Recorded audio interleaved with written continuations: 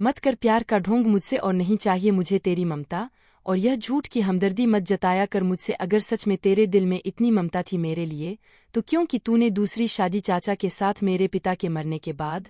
शर्म आती है मुझे तुझ पे, समाज में मुंह छिपाकर चलता हूँ मैं, लोग हंसते हैं मेरे ऊपर। तू रह अपने पति और उसके बेटे के साथ, कोई लेना देना नहीं है मुझे तुझसे और तेरे घर से। मैं अपने बीवी और बच्चों के साथ जा रहा हूँ। बस इतना कहकर रमेश अपनी पत्नी और बच्चों के साथ अपनी माँ को छोड़कर चला गया। उसकी माँ बस उसे जाते हुए देखती रही, एक शब्द भी न बोली, बस चुपचाप उसे जाते देखती रही और मन ही मन ये कहती रही, क्या बताऊँ बेटे मैं तुझे कि मैंने दूसरी शादी क्यों की तेरे चाचा से तेरे पिताजी के मरने के बाद। काश मैं तुझे ये बता पाती और काश तू ये समझ पाता। बस 2 साल का था तू जब तेरे पिताजी का देहांत हुआ था।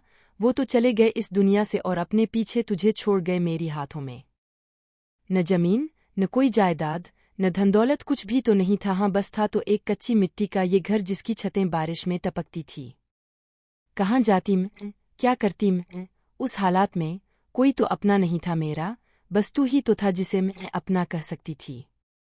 मेरे माँ बाप तो बचपन में ही गुजर गए थे। भाइयों ने जैसे तैसे मेरी शादी कर दी। शादी करने के बाद एक बार भी वो नहीं आए मेरा हाल पूछने कि मैं कैसी हूँ।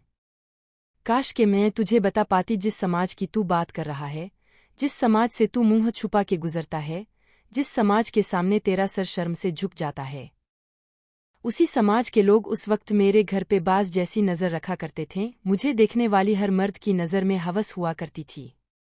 काश मैं तुझे बता पाती बेटे, जिस वक्त तेरे पिता का देहांत हुआ था उस वक्त मेरी उम्र बस 17 साल की थी। 15 साल की उम्र में मेरी शादी हो गई थी। 2 साल बाद तेरे पिता चल बसे। काश मैं तुझे बता पाती जवानी में विधवा होना और पति का साया सर से उठ जाने के बाद, जिस समाज की तू बात कर रहा है उस समाज के मर्दों की निगाह में उस औरत के प्रति कितनी हवस भर जाती है। काश मैं तुझे बता पाती, काश मैं तुझे बता पाती कि मैंने दूसरी शादी तेरे लिए ही तो की ताकि तू बड़ा होकर पढ़ लिखकर काबिल और समझदार इंसान बन जाए। काश मैं तुझे बता पाती बेटे किस हालात से मैं गुजरी हूँ।